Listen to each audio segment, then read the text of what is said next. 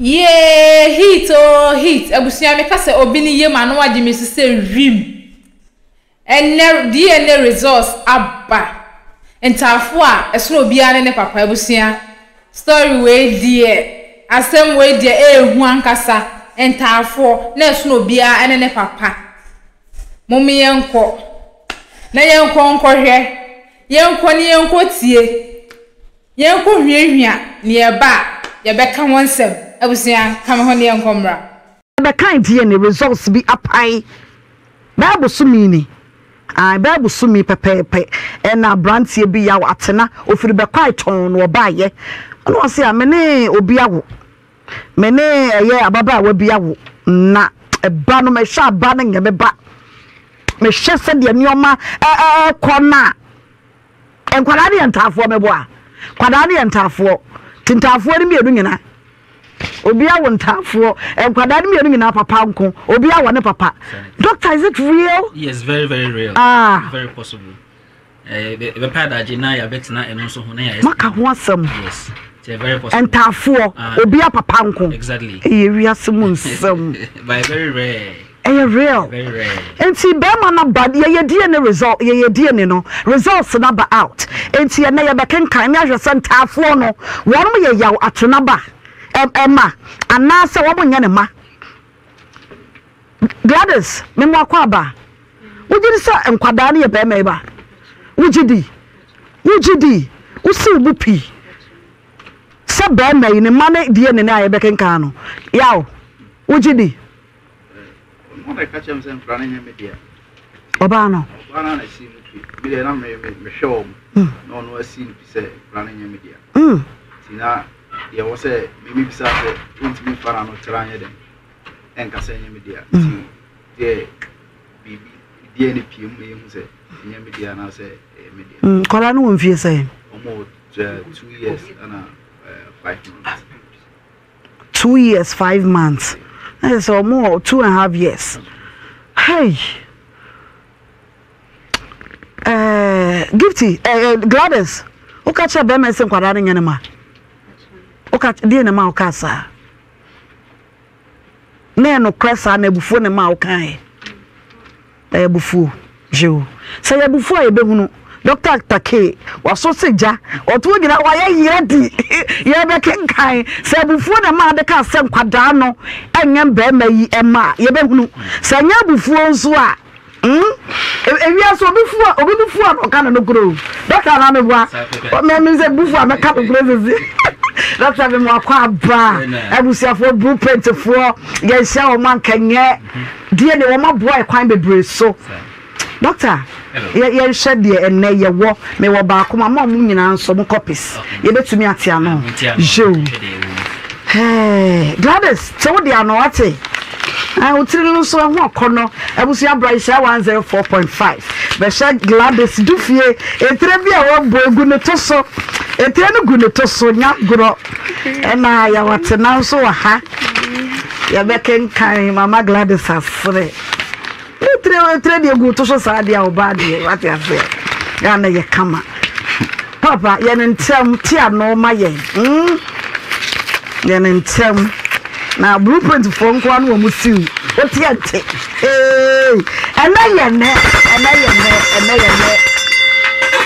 ena Facebook for omu nyina bode na na ma bat mokwa cooking solomo aminim se de ne de ya ne banza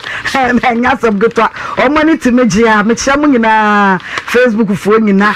doctor yate ano okay so yanko last page page 3 na yenhwe mfoni ayo ho enye identification because we na mo nti you be kan yaw atena pato wa pato all right and the otoso mienu Gladys Duffy because wa pato okay and the otoso miensa Judith atena a we ntafo no ba kon ono pato and the otoso nine Jude atena ono nso ntafo otoso mienu ono pato all right nti enjina so na first page hono mo nine ko hwe de wo ho na senya ye na bibia da no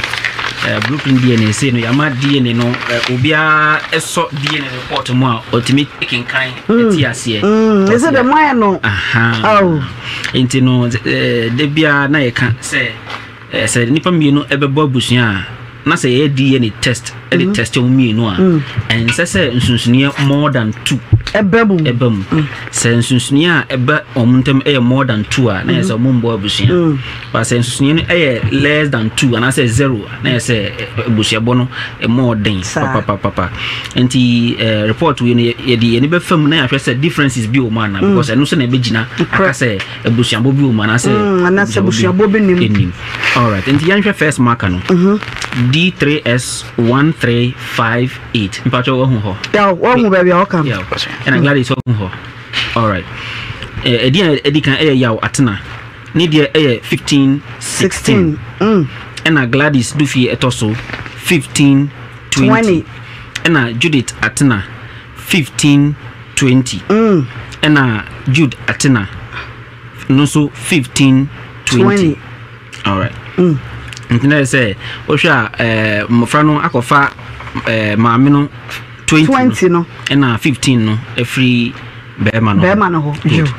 yenhwe second one no yaw atena 1819 Gladys 1616 Judith atena 1617 and Jude atena 1617 enti ohwa mofra no afa o maame 16 and 17 no free yaw atena every baby fufro yentimi nkyere baby free good yemfa de otoso miensa no 912 for yaw atena 911 for Gladys Dufie 1112 for Judith and 912 for Jude. Nti ehonso ohwa 12 no common among the children. And say 12 no intimi free papa ho mani yi because intimi establish maternity. Okay. And 11 no so then abam nti ehonso hono difference ba kono no. Afi yanko down na nhwe D21S11 D21 baby actual AM now obehu D8S yeah enye no de toso no D21S11 bema no 29 oba no 28 abofra na odi kan Judith oye 28 ena Jude no 28 enti na just say mofra na afa o ma me 28 ni me nyina ba o ma afa ba ko say nka wo say 28 na every yaw atena ho ba wo hwe yaw dia 29 na say sa 28 no en free yaw atena ho na say so far ya difference miensa no ewom yes yensa cut down ebehu D19S433 and also yaudia 13.2 but omo nyina mo hu good and 15.2 and yaudia maame no 13 and 15.2 uhwe mofra na de odikan 13 and 14.2 and 13 and 14.2 for the second child and na say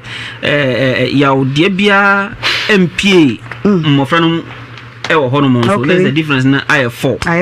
the twaso TH01 and also yaudia 67 obani 78 mofra no 89 78 yo and then say honso nsunsunia den ewom into and the twaso no so FGA and also yaw 22 26 obani 21 25 abofra no de odi kan 23 25 the toso 21 23 nje say 23 bia enni yawdemu dabi 25 enni yawdemu 22 26 nje say asa ni nyina afro oba no ho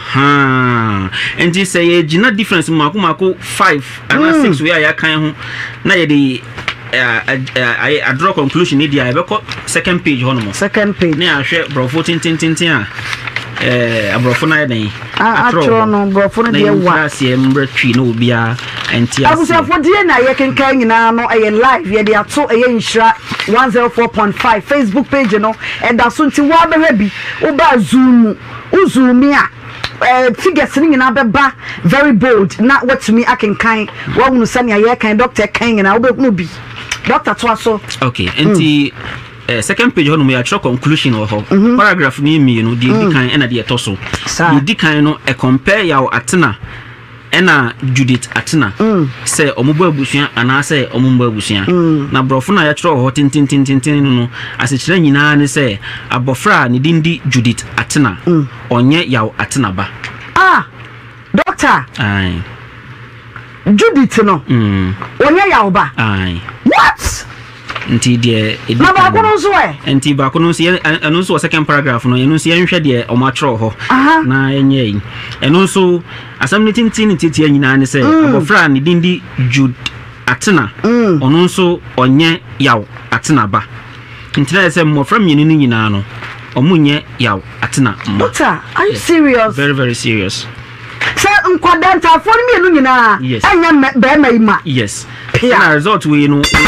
establish say nkola myenu wi omu free maame no because the testing maame no so e dey compare no so maame ne figures ne wo mo die ne mu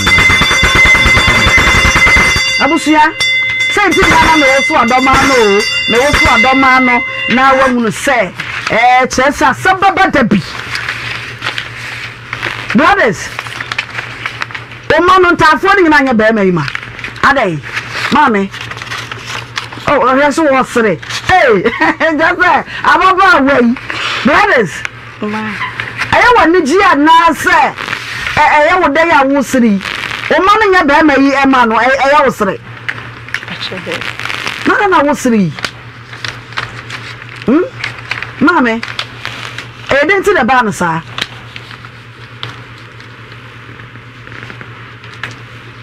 Gladys didn't a ban sa o men na Judith ni Jude nkwada nyina anya be mai ma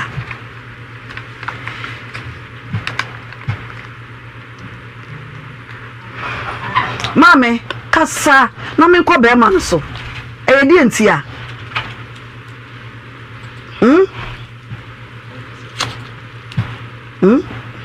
Entia kasa entia o na ayo ba sabi oba na sabi wonyem wonim be mo ne da ya wonyem oye me say me ya wo ne me da na menyem a me hu se benyem because sabi ma wo eti so minim se de tie ma me eye den na ade na esi sa Nhyira FM. Because also kasa be man so na ma fa eti planning ya wo be kana me mra wo so nyesa wo betan be yedi na wo ko mame papa eja yaw is the home for me it's not for me right good results are be wo so mu say kwada na nya wo ma kurande ose eno na asase na me ka say ono wan be like otu enum to here dey e kan ana say ono ba tena say ntokwa ba na so kasa e fa na say ntokwa ni nti no here ore kasa bet ntokwa bi ansi ana asem na wo kan no o kire me de nti a enye me mma bet ono no ma me ne na busuafo no ye na say still ade na me dia me hwe ono so tumu nchine like wa kire me say wa bobe makrodi a kire me say nyinse no o di free ho ne bai wa bobe makrodi ma ne di a kire be ma no so me ne kasa no be ma na send ni ska na nkonfa nko nyinse ni mu so nti wona be ma ne kasa nti akwa say be ma no ni we no akwa ye ade a eda omu ntem aye kwase ebuo me hwe omu nanka ana according to girl no be ma no ka che ne say oni ska sisei na senka daache no ko nya ska ko abeje ne ma nti ti be ma no wo yin sesei be ma no o be kwa ya score friend say dia minimum aye akwasi o wa score nti kwase ebuo ana one bema no no mu de bu me bia brante kama sei me mpe na ko bu ni kwasia one no meka bia ma bo bia no ese kasa no wabo meka bia ma bo na hwe nyinsen no me na hwe nyinsen no up to now up to now me no kasa tie ka bia ma bo bia sa no wa hwe ma be sine o na so hwe kwada no me da so hwe o da so hwe kwada no e be sine 2.5 years ya ba wo se me na hwe wo se kasa e kire me but na wo se ka asem ni no kure na kire wo maame ma se wo maame afa ese me de wa bench re fam no maame afa me ho tan se mi gu abusuane ni mo as better na sa so obai wo dada wo ndim sanyi sere nya wo dia e no ka na no tuma hwe nyi sere yete be ma no frɛ be ma oni na date pen wa krasa wo kwa yi aba na se bibisa kwa kosi anyi sen aba modi nkomo kula de mi be hu ni se be ma bi asan o modi nkomo de kula se mi nyi se mu no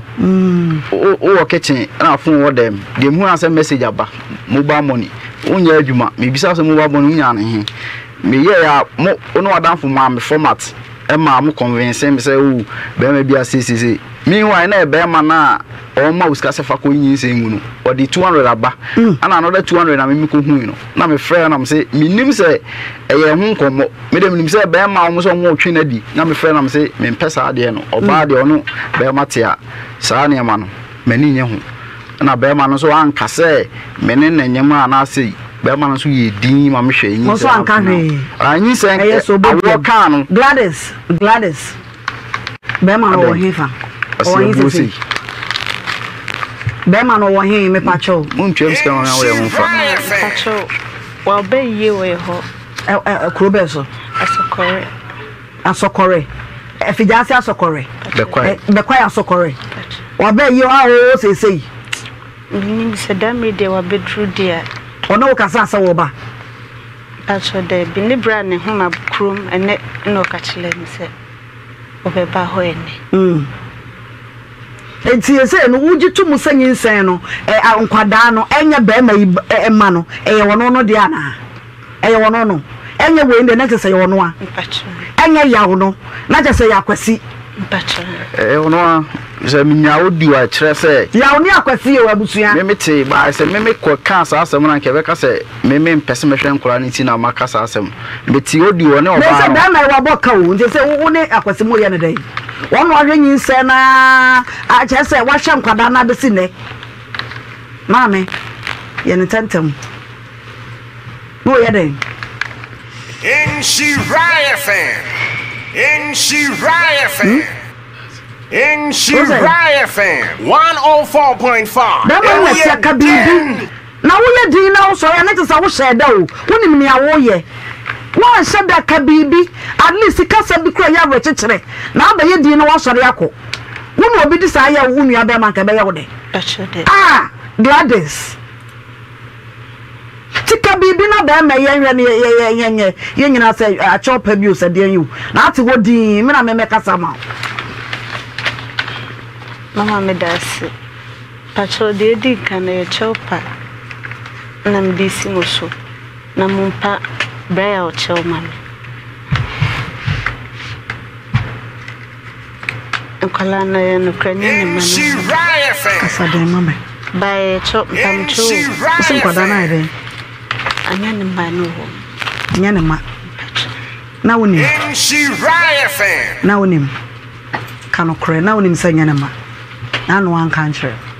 in Shiraya fan edenti na wanka kasa in Shiraya fan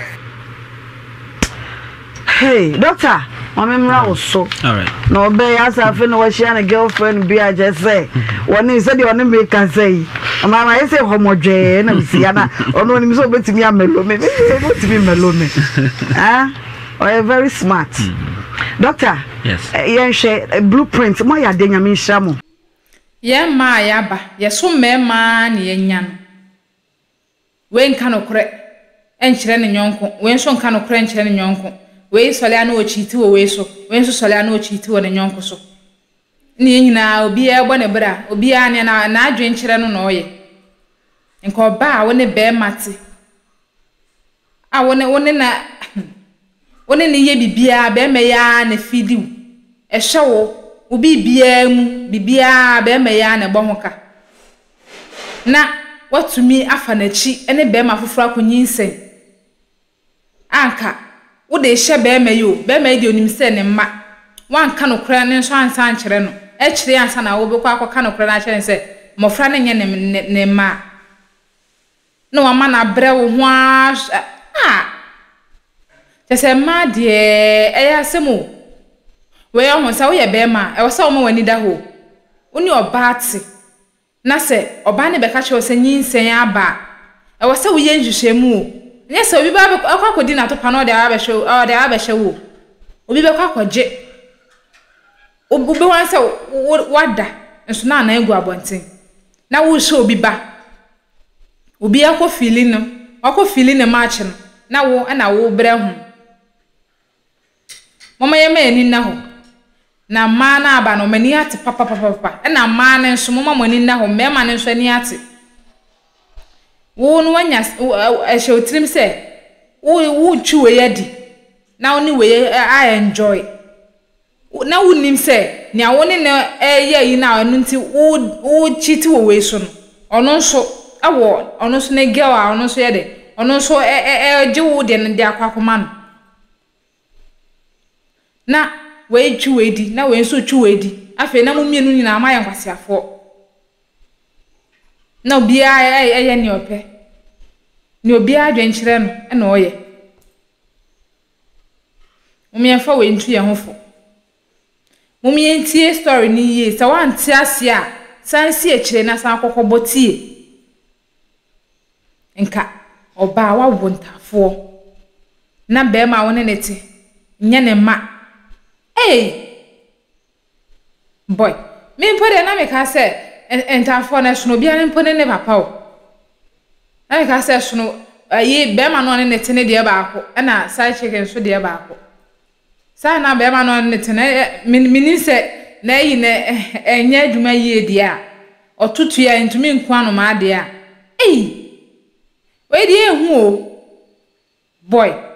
suro ni panaja saman e man kasa de ade ba betumi aye no ho e wo se meme ya meme e wo se mu suro ma pa e ma oba kasa o ye wade a sa wo che mamu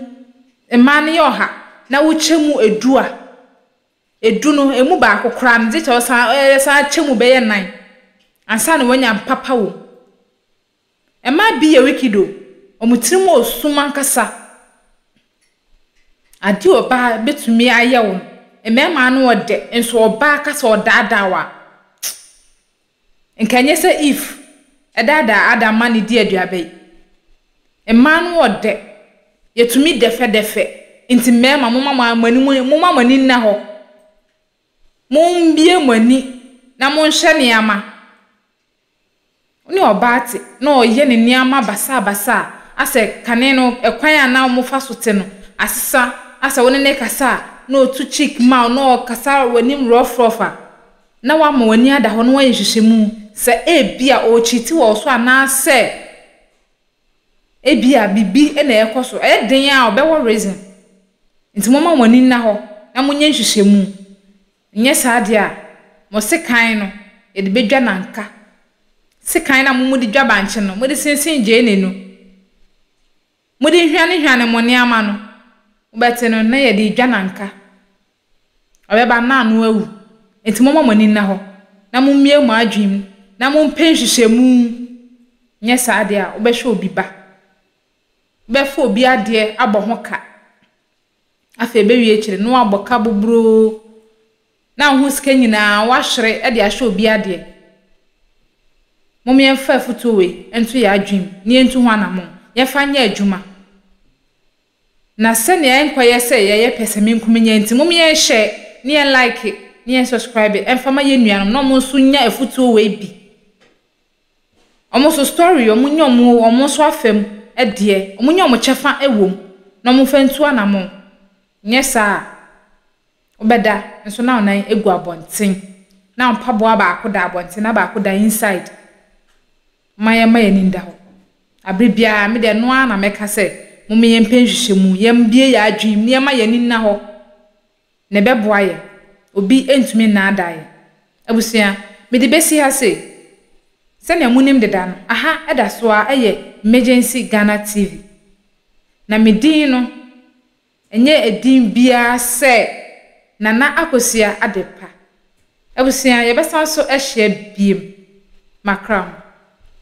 Have you ever tried to buy something online only to get scammed, or have the seller waste your time? Or maybe you're a seller who spends hours preparing an order only for the buyer to cancel last minute? We get it. That's why we created Coplan, a simple, secured marketplace designed to protect both buyers and sellers. Coplan is here to end their frustrations with a reliable solution. Our team noticed that a lot of people are either being scammed or losing valuable time and resources due to unregulated marketplace practices. So we built Coplan to tackle this problem. So Coplan uses a secure payment method known as escrow, which keeps payment safe until both the buyers and the sellers are satisfied with the transaction. Here is how it works. When a buyer orders an item, the payment is held securely, meaning the seller doesn't get paid until the item is successfully delivered. The seller is notified and can accept or decline the order. If accepted, they reach out to arrange the delivery. Once the item is delivered, the seller marks it as delivered. So from there, the buyer has 48 hours to confirm they are happy with the product or to request a revision